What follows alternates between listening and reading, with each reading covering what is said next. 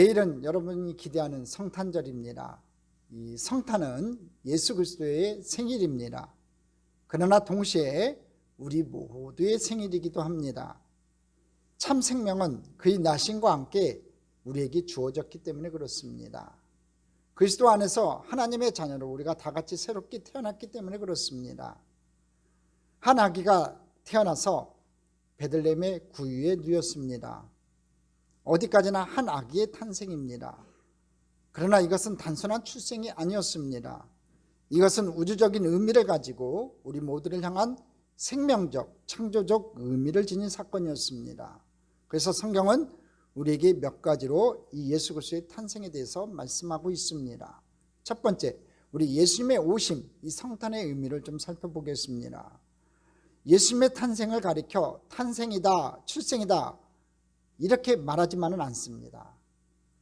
오늘의 본문에서는 우리 보통 사람에게는 쓰이지 아니하는 용어가 우리 예수 그리스도의 출생에 대해서 쓰이고 있습니다. 첫째로 이 오심이라고 하는 단어를 사용하고 있습니다. 요한복음 1장 11절을 같이 한번 읽어보겠습니다.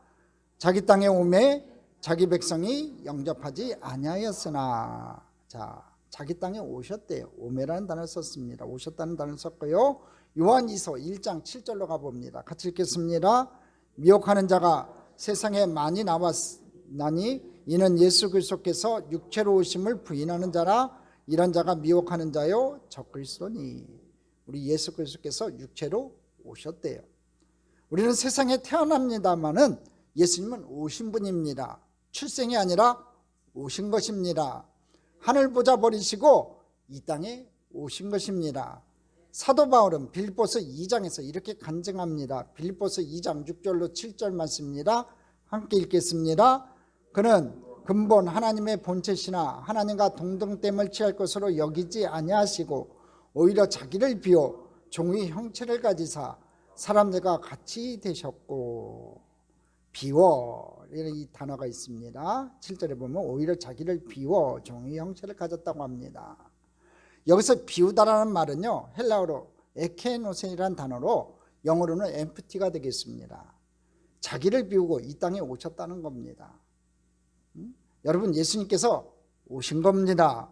높은 하늘 보좌 버리시고 이 땅에 오셨습니다. 그가 오셨다는 데에 의미가 있다는 겁니다. 두 번째로 오늘 본문에서 말씀하시는 것은요, 대심입니다. 대심이라는 단어가 있어요. 이 대심이란 말은요, 헬라어로 에게네토라는 단어로 영어로는 비컴이 되겠습니다. 요한복음 1장 14절을 한번 읽어보겠습니다.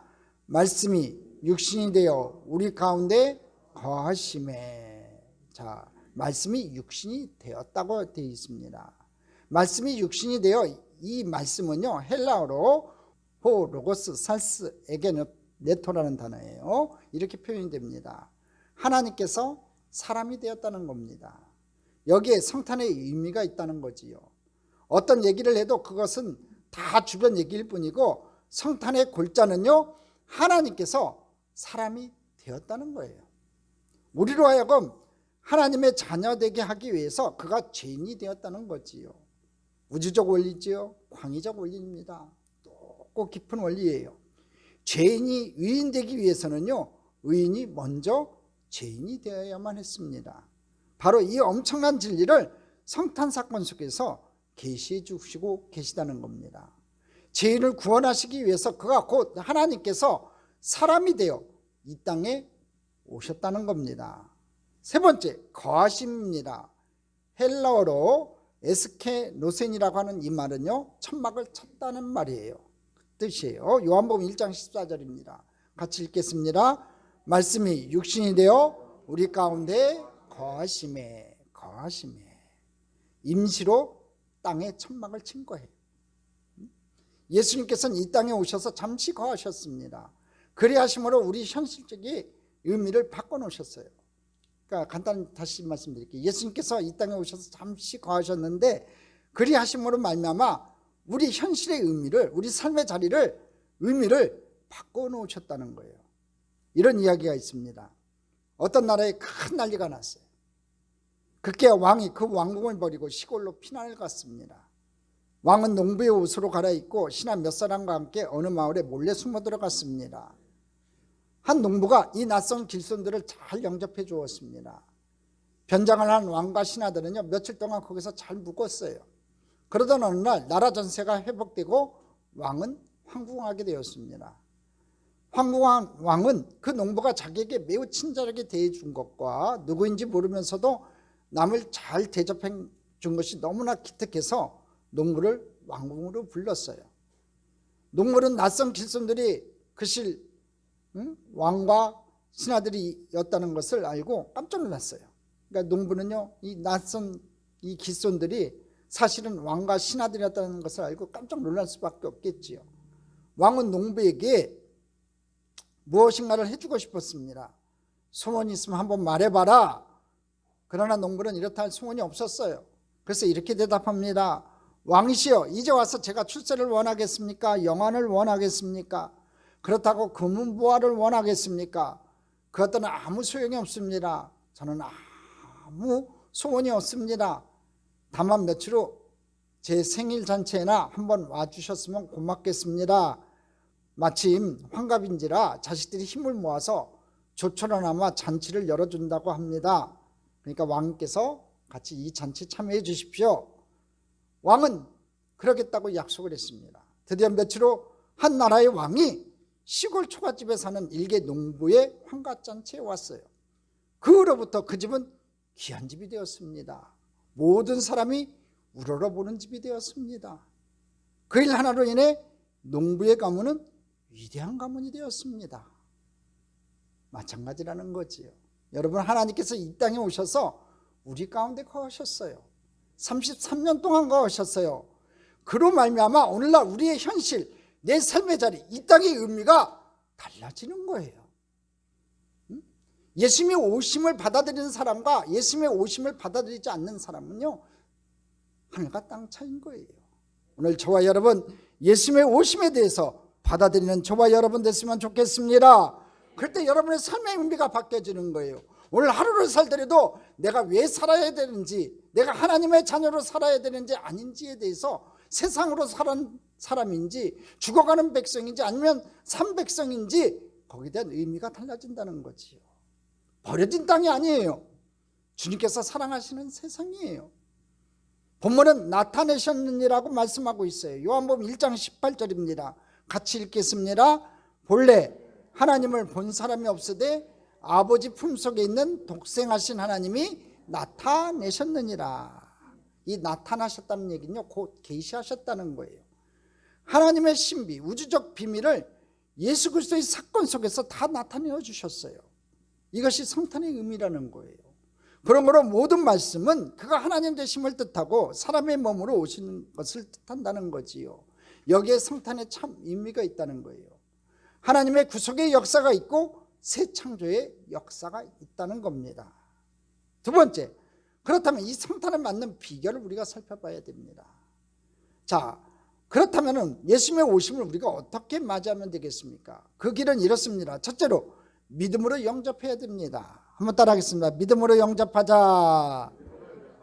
우리가 예수님이 이 땅에 오셨는데 첫 번째로 우리가 믿음으로 영접해야 돼요. 요한복음 1장 7절로 13절을 집에 가서 자세히 한번 살펴보세요. 바로 믿음으로 영접하는 거예요. 요한복음 1장 12절에 이렇게 얘기합니다. 영접하는 자 곧 그 이름을 믿는 자들이라고 말씀하고 있어요. 여러분, 이제껏 진리를 찾아 여러분 헤맸습니까? 하나님께 나아가려고 노력했습니까? 거룩한 사람이 되려고 애썼습니까? 좀 더 진실하게 살아보려고 몸부림쳤습니까? 고생을 했습니까? 명상을 했습니까? 이제 다 포기하시고 주님의 오심에 마음을 활짝 열고 그대로 영접하시는 저와 여러분 되기를 주님의 이름으로 축복합니다. 그대로 영접하는 것, 문을 활짝 열어놓고 어서 오시옵소서라고 영접하는 것이 곧 믿음이에요. 사실을 사실대로 영접하는 것이 믿음이라는 거지요. 생명으로 영접하고 빛으로 영접하고 말씀으로 영접하고 하나님으로 영접하고 나를 위해 오신 분으로 그대로 영접하기만 하면 하나님의 자녀가 되는 권세를 받을 수 있다고 성경은 확실하게 증거하고 있습니다. 두 번째, 독생자의 영광을 보며 영접해야 됩니다. 요한복음 1장 14절 우리 한번 같이 읽어보겠습니다. 말씀이 육신이 되어 우리 가운데 거하심에 우리가 그의 영광을 보니 아버지 독생자의 영광이라고 말씀하고 있습니다. 오늘 요한복음 1장 14절에 말씀이 육신이 되어 우리 가운데 거하심에 우리가 그의 영광을 보니 아버지의 독생자의 영광이라고 말씀하고 있어요. 우리 예수님이요 아버지 독생자의 영광이래요. 성경에 보면요 예수님께서 세상에 오실 즈음 시므온과 안나라는 나이 많은 늙은 분들이 계셨습니다. 이들은 주님이 세상에 오신 것을 직접 눈으로 볼 수 있으리라는 응답을 받고요 예루살렘 성전에서 떠나지 않고 주님을 기다렸어요. 그러다가 정말 예수님께서 베들레헴에 오셨고 마리아와 요셉이 난 지 8일이 되는 이 아기를 안고 예루살렘 성전에 와서 할례를 받으려고 했습니다. 이때 성전을 지키고 있었던 시므온이 그 아기를 보고 메시아라는 것을 알아봅니다. 하나님께서 메시아라고 가르쳐주신 이 아이를 그의 품에 안았어요. 그리고 하나님 앞에 이렇게 감사의 기도를 드립니다. 누가복음 2장 29절입니다. 같이 읽겠습니다.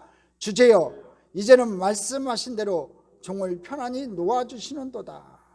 자, 이 말을 어떻게 해석해야 됩니까? 저는 이렇게 풀이하고 싶어요. 하나님이시여 이렇게 귀한 내 영광을 보았고 품에 안았습니다. 이제 평안히 죽겠습니다. 아무 소원도 없습니다. 모든 소원 모든 영광을 다 받았습니다. 다 이루었습니다. 이제 종은 편안히 가겠습니다. 안심하고 죽겠습니다 라고 바로 그런 말을 하고 있다는 거지요. 왜요? 하나님 아버지의 독생자의 영광을 받기 때문에 그런 거예요. 예수 그리스도를 통해서 하나님의 아들을 발견했다는 거지요. 누가복음 2장 30절로 32절입니다. 같이 읽겠습니다. 내 눈이 주의 구원을 보았사오니 이는 만민 앞에 예비하신 것이요 이방을 비추는 빛이요 주의 백성 이스라엘의 영광이니이다 하니. 그 어린 아기를 보고서 시몬이 이렇게 고백해요. 내 눈이 주의 구원을 보았다고 얘기합니다. 이는 만민 앞에 예비하신 분이시고 이방을 비추는 빛이고 주의 백성 이스라엘의 영광이라고 고백해요. 그가 본 것은 아기 예수였습니다. 그가 아는 것은 아기 예수뿐이었어요. 그러나 아기 예수를 품에 안고 그런 영원한 세계를 봅니다. 놀라운 세계를 바라봅니다. 영광입니다. 이스라엘의 영광입니다. 이방의 빛입니다. 이 어둠을 밝히는 빛으로 오셨습니다. 그 무한한 영광의 세계를 바라보고 있습니다. 이것이 성탄이라는 거예요. 오늘 저와 여러분도 마찬가지예요. 아기 예수의 탄생이 그다 성탄절 날 모여갖고 케이크 먹는 날로 끝나서는 안 됩니다. 영화 보는 날로 끝나서는 안 됩니다. 오늘 이 성탄절, 내일 성탄절 맞이하는 이 밤에 예수 그리스도의 영광을 볼 수 있는 축복의 백성이 되기를 주님의 이름으로 축복합니다. 우리는 이 성탄의 사건을 통해서 이 크리스마스를 통해서 우주적인 소망의 세계를 볼 수 있어야 돼요. 영광의 세계를 볼 수 있어야 돼요. 독생자의 영광, 그의 왕 되신 영광을 볼 수 있어야 돼요. 하나님께서 세상을 이처럼 사랑하사 독생자를 주셨어요. 바로 그 세계를 바라보실 수 있는 저와 여러분 되기를 주님의 이름으로 축복합니다. 이것이 성탄을 만난 비결이라는 거지요. 세 번째, 성탄에 주님을 만난 자의 삶이 있어요. 은혜 위에 은혜의 삶을 살아갈 수 있습니다. 살아야 된다는 거지요. 다시 한번 말씀드릴게요. 성탄에 주님을 만난 자의 삶은 어떤 삶이 되어야 되냐면 은혜 위에 은혜의 삶을 살아야 돼요. 오늘 성경은 이렇게 말씀합니다. 14절입니다. 같이 읽겠습니다. 말씀이 육신이 되어 우리 가운데 거하심에 우리가 그의 영광을 보니 아버지 독생자의 영광이요 은혜와 진리가 충만하더라. 아멘. 여러분, 은혜를 바라보고 여러분이 소망하고 살았습니까? 여러분, 성탄 그 한 가지로서 충분해요. 많은 성도들이 그렇게 기도하죠. 하나님 은혜를 주옵소서, 은혜를 주옵소서, 은혜를 주옵소서. 건강에 은혜를 주시고, 아버지는 재물에 은혜를 주시고, 자녀들이 잘 되는 형통에 은혜를 주시옵소서. 그렇게 바라고 소망하고 살아가요. 근데요, 여러분, 성탄 그 한 가지로서 충분하다는 거지요. 여러분, 진리를 찾아 헤맸습니까? 달리 진리를 찾을 필요도 없어요. 예수님 한 분으로 만족하니까 그래요. 그분을 만나는 귀한 날 됐으면 좋겠습니다. 일본의 종교가이자 사회운동가인 가가와 도요이토라는 분이 있습니다. 처음 들으신 분도 계실 분인데 20세기 동양의 성자라고 불리는 아주 훌륭하신 분이에요. 근데 이분이 태어나기를 소실의 자녀로 태어났어요. 사자로 태어났기에 그의 생활은 언제나 우울했습니다. 그런데 언제부터인가 성경을 읽기 시작했어요. 그래서 그 성경을 읽기 시작하면서 성경의 진리를 깨닫기 시작했습니다. 이 좋은 자세는 아니지만 학교에서 강의를 듣는 시간에까지도 성경을 들여다봤어요. 강의하는 선생님 좀 기분이 나빴지요. 그래서 질책하듯이 너 지금 무슨 책을 보고 있느냐라고 따지니까 가가 도요이코는 벌떡 일어나서 하나님 말씀을 보고 있습니다 라고 힘차게 대답했다고 합니다. 그는 성경을 읽는 동안 다른 생각을 할 수가 없었어요. 그는 성경에서 진리를 찾아 헤맸었습니다. 그 진리를 찾는 순간 다른 책을 볼 수 없었다는 거지요. 죄송하지만 가끔가다 교회 밖 이 성경 모임들에 다니시는 분이 있어요. 그런 얘기를 들을 때마다 매우 섭섭합니다. 그냥 조용히 다니지 저한테까지 와서 얘기해요. 목사님 저 성경 공부하러 다녀요. 교회에서 주일마다 예배드려, 수요일마다 성경 공부해, 금요 찬양 기도에 말씀 들어. 길이 이렇게 많은데 무엇이 부족해서 외도를 합니까? 왜 과외 수업을 하는 거냐 이거지요. 그 소리 들을 때마다 저는 이런 생각을 해요. 내가 충만하게 먹였더라면 저런 불상사가 없었을 텐데 무슨 허기가 들어서 어디로 샜다 왔노? 저도 할 말이 없지요. 어떻게 보면 그것은 제 잘못이니까. 제가 뭔가 다 채워주지 못했으니까 그런 것 아니겠냐 이거지요. 그래서 목사인 저로서는 할 말이 없어요. 다 내가 부족해서 그렇구나 라고 생각을 합니다. 그러나 한 가지 분명히 알아야 합니다. 은혜와 진리가 충만하더라. 오늘 성경에 기록되어 있어요. 이렇게 고백하는 사람은요 곁길로 가지 않아요. 갈 필요가 없어요. 여러분 진정으로 살아계신 예수님, 나를 위해 태어나신 예수님, 그 독생자의 진리와 은혜가 충만하신 그분을 만나는 분요 곁길로 가지 않아요.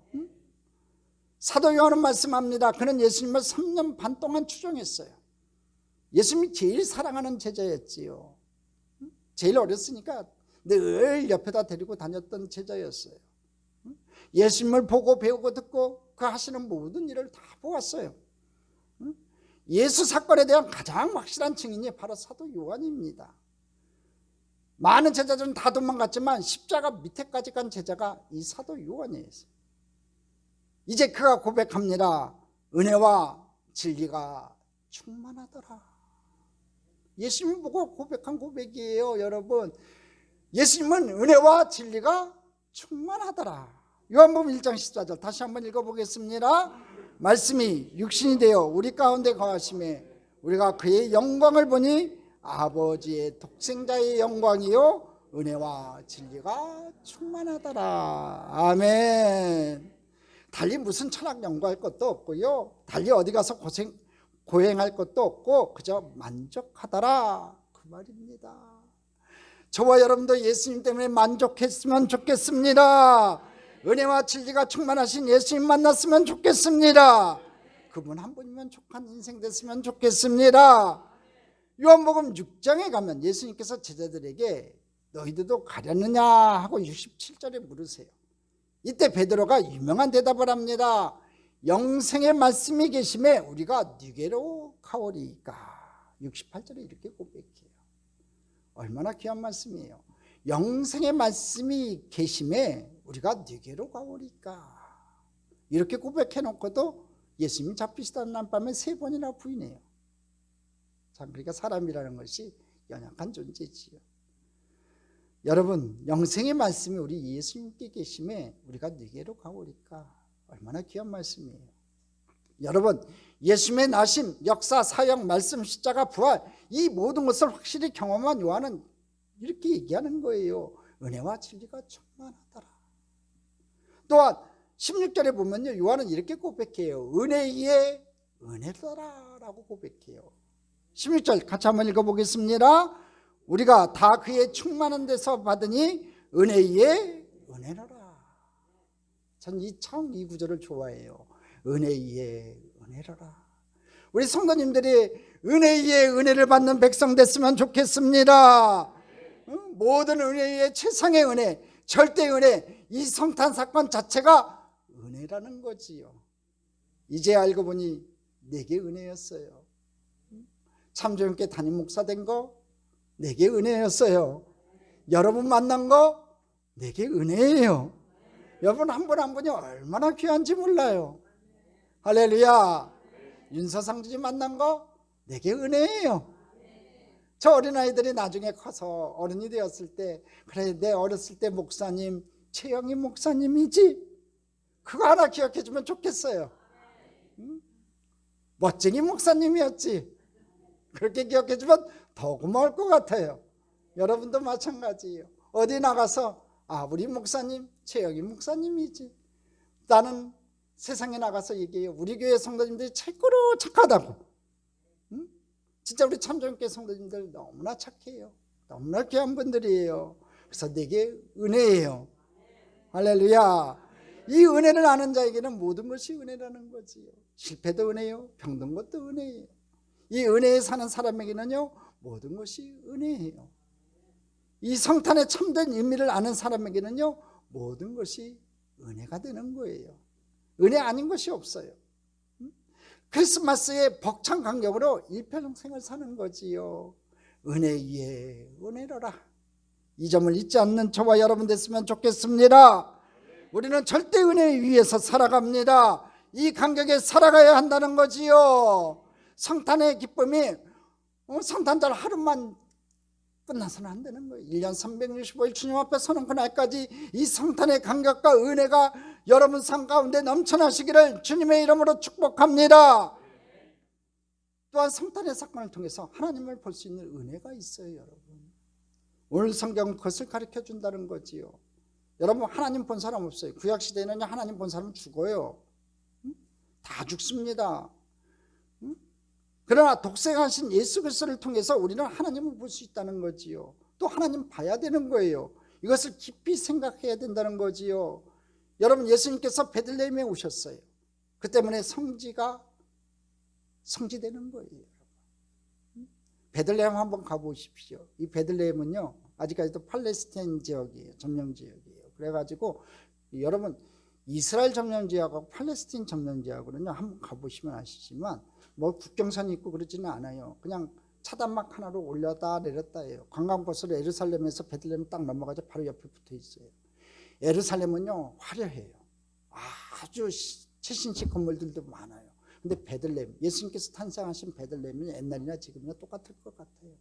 여러분, 못 살아요. 가난한 동네예요. 이렇게 차이가 날 정도로 여러분 베들레헴은 그런 곳이에요. 근데 그 베들레헴은요 온 세상 모든 기독교인들, 가톨릭 성도들은요 꼭 성지라고 해갖고 꼭 한 번은 방문하는 곳이 이 베들레헴이에요. 여러분, 그 베들레헴 가면요 예수님이 탄생하신 그 사건을 통해서 우리가 하나님을 볼 수 있어야 돼요. 아까 얘기한 것처럼 사실 베들레헴 가면 볼 거 없어요. 그렇게 제대로 된 마을도 못 되고 풍요한 마을도 못 되고 이런 땅에 어떻게 오셨을까 싶어요. 그러나 주님께서 오셨고 계셨기 때문에 그 땅이 성지가 됐다는 거지요. 제가 성지 순례 갔을 때 이 디베랴 호수, 갈릴리 호수죠. 디베랴라고 불리는 갈릴리 바다 서쪽에 한번 가본 적이 있었어요. 어느 바위에 앉아가지고 저 앞에 보이는 골람공원 앞으로 해가 지는 장면을 지켜봤어요. 저 장면일 거예요. 바위에 앉아 해가 지는 것을 바라보면서 이런 생각을 했었습니다. 예수님께서 혹시 내가 앉아있는 이 바위에 2000년 전에 앉아 계셨었다면 진짜 앉아 계셨을지도 모를 텐데 내가 지금 앉아있는 이 바위에 앉으셔서 이 저녁에 이 바다를 내가 바라보는 것처럼 2000년 전에도 주님께서 바라보고 계셨을지도 모르는데 하는 생각이 들었어요. 그렇잖아요. 2000년 전에 예수님께서 어디에 계셨는지 우리는 모르니까 디베랴 호숫가에 어디 앉아 계셨는지 모르지만 내가 앉았었던 이 바위에 앉아갖고 저 해가 지는 그 디베랴 호수, 갈릴리 호수를 바라보고 계셨을지도 모르는 거잖아요. 그 생각이 드니까 거기에 있는 바위고 나무고 그 바다에 치는 해구 간에 그렇게 소중할 수가 없었어요. 예수님께서 보셨던 곳이고 예수님께서 앉으셨던 곳이고 예수님께서 머무셨던 곳이니까 얼마나 소중한지 몰라요. 우리는요, 예수의 사건, 베들레헴의 사건을 통해서 그리스도를 만날 수 있어요. 하나님을 만나야 돼요. 그리고 하나님의 영광을 봐야 돼요. 그 충만함을 볼 수 있어야 돼요. 그 신비의 세계를 다 볼 수 있다는 거지요. 그래서 예수님께서는 요한복음 14장 9절에서 이렇게 말씀하세요. 나를 본 자는 아버지를 보았거늘 어찌하여 아버지를 보이라 하느냐. 나를 본 자는 아버지를 보았다고 말씀하고 있어요. 예수님의 말씀, 예수님의 인격, 예수님의 그 모든 행적을 눈여겨볼 때에 우리는 하나님 아버지를 보게 되는 거지요. 주님께서는 항상 그리고 영원히 살아계셔서 우리와 함께 계시는 분이세요. 할렐루야. 2000년 전에만 계셨던 하나님이 아니라 2000년 베들레헴에 태어나셨다가 33년 반 동안 사역하시고 죽으시고 부활하셔서 저 하늘나라에 승계하신 하나님뿐만 아니라 오늘 이 시간에도 저와 여러분과 함께 계시는 하나님인 줄 믿습니다. 여러분, 모스크바 붉은 광장에 가보면요, 이 공산주의의 열렬한 실천자인 레닌의 묘지가 있어요. 묘지라고 이름하지만 시체를 유리관에 넣어서 보관해 놓은 곳입니다. 그 유리관은 이렇게 쓰여 있습니다. 그는 모든 나라 모든 인민의 지도자였었다. 그는 새로운 인간형을 만들어 주었었다. 얼핏 보기에는 위대한 사람을 말하는 것처럼 보이지만은요, 자세히 보면 여기에 문제가 있어요. 과거형으로 말하고 있다는 거예요. 그는 인민의 지도자였다. 그러나 지금은 아니다. 그가 이 세상에서 한 모든 일들은 훌륭하였다. 그러나 지금은 아니다. 이렇게 보여지고 그렇게 느껴지더라고요. 성도 여러분, 예수 그리스도의 성탄의 의미가 여기에 있다는 거예요. 예수님께서 2000년 전에 이 땅에 태어나셔서 죽으시고 부활하셔서 승천하신 것으로 끝나는 것이 아니라 오늘 이 시간에도 살아서 계속적으로 역사하시고 계시다는 거지요. 그래서 오늘도 우리의 길이 되시는, 생명이 되시는 귀한 분이신 줄 믿습니다. 오늘도 살아 역사하시고 계시다는 거예요. 능력의 하나님으로, 기적의 하나님으로 오늘 저와 여러분과 함께하는 줄 믿습니다. 성탄은 그저 언제 있었던 사건이 아니에요. 오늘도 영원히 주님께서는 우리와 함께 계신다는 거지요. 성탄은 포에버예요. 예수님이 2000년에 태어나시고 우리에게 주신 그 기쁨과 영광은요, 포에버예요. 영원할 거예요. 새하늘과 새 땅이 임하는 그날까지 하나님의 태어나심, 하나님의 오심, 하나님의 거하심, 또한 이 성탄의 의미는 영원할 줄 믿습니다. 그래서 우리는 그리스도를 통해서 하나님의 사랑을 깨달을 수 있어요. 그의 오심의 의미를 알아야 된다는 거지요. 그리스도를 통해서 나의 존재를 알아야 된다는 거예요. 하나님께서 이 세상에, 아니 나를 이처럼 사랑하심을 알게 된다는 거지요. 하나님께서 사랑하신 존재라니까요. 하나님께서 이 세상에, 아니 나를 이처럼 사랑하셨다는 거죠. 그래서 독생자를 주셨다니까요. 그러니까 저와 여러분이 하나님이 너무나 사랑하시는 존재예요. 그 존재, 아이덴티티가 분명해지는 귀한 날 됐으면 좋겠습니다. 또 내가 해야 할 일이 무엇인지를 알 수 있다는 거지요. 여러분, 저와 여러분이요, 뭐 해야 되냐면 내가 받은 사랑, 그 사랑을 전해야 되지 않겠어요? 죽어가는 영혼들을 하나님 곁으로 데려와야 되지 않겠냐 이거지요. 내가 거저 받았으니까 거저 베풀어야 되는 거예요. 내가 받은 생명, 그 생명을 나눠줘야 되는 거예요. 저희 여동생이 이제 심장병, 선천성 심장병을 앓았었어요. 우리 집사람은 같은 나이인데 저보다 2살 어렸죠. 나이가 차가니까 요새는 뭐 심장병이 큰 수술이 아닐 수도 있어요. 이제 너무나 기술이 발달돼 가지고. 근데 그때만 해도 안 그랬어요. 이제 심장병 수술을 해야 되는데 수술할 때 피가 필요하잖아요. 피가 필요해 가지고 헌혈을 하래요, 가족들 중에서. 그래서 제가 또 우리 동생하고 혈액형이 맞았어요, A형이. 그래서 제가 이제 수혈을 하러 갔어요. 검사를 하더만 깨끗하대요. 이제 수혈을 하는데 제 피를 다 빼주고 싶더라고. 의사 선생님한테 그랬어요. 제 피 다 빼도 좋으니까 제 피 좀 다 빼주세요 그랬어요. 근데 사람이 하루에 뺄 수 있는 피의 양이 정해져 있대요. 그 마음이 그런 것 같아요. 우리 예수님 우리를 너무나 사랑하셔서 너무너무 사랑하셔서 십자가에 달리시고 그 모든 피를 다 흘리셨어요. 왜? 저와 여러분을 너무나 사랑하시기 때문에. 그래서 받은 생명이에요. 저와 여러분이 그렇게 받은 구원이라고. 거저 받은 게 아니에요 여러분. 값없이 받은 게 아니라는 거예요 여러분. 너무나 귀하게 받은 거죠. 예수의 생명을, 예수의 피 흘림을 통해서 우리가 받은 거예요. 그 생명 여러분 우리가 전해야 되지 않겠어요? 나가서 나눠줘야 되지 않겠냐고요. 내가 그저 받아가지고 내가 살아났는데, 내가 구원받았는데, 내가 하나님의 백성이 되었는데, 여러분 즐겁고 웃고 지나가는 성탄절 되지 마시고 십자가에 달리기 위해서 나를 그처럼 사랑하셔서 이 땅에 태어나셨는데, 죽기 위해서 태어나셨는데, 저와 여러분이 그 주님의 사랑을 깨닫고 그 사랑을 전하는 귀한 성탄절 됐으면 좋겠습니다. 왜 남을 사랑하지 못합니까 여러분? 한 계단만 내려서면 사랑할 수 있는데 무엇이 아쉬워서 사랑을 못합니까? 여러분 분명히 아십시오. 사랑의 진리가 이 성탄에 있습니다. 생명의 진리가 이 성탄에 있다는 거지요. 말씀이 육신이 되어 땅에 오셨어요. 사람이 되셨어요.